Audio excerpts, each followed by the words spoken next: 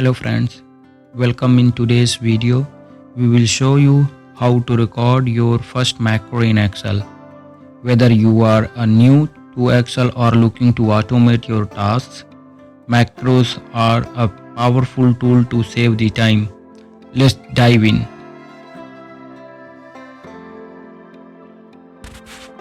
First, you need to ensure that the developer tab is enabled in Excel. To do this, go to the File menu, click on Option and then choose Customize ribbon. Here, you will check the box for the developer and hit OK. Before we begin recording the macro, ensure that the necessary data is already filled in on your data entry sheet. This step is crucial because the macro will record the exact action you perform. If the data is not entered before, the macro may not function as expected during playback.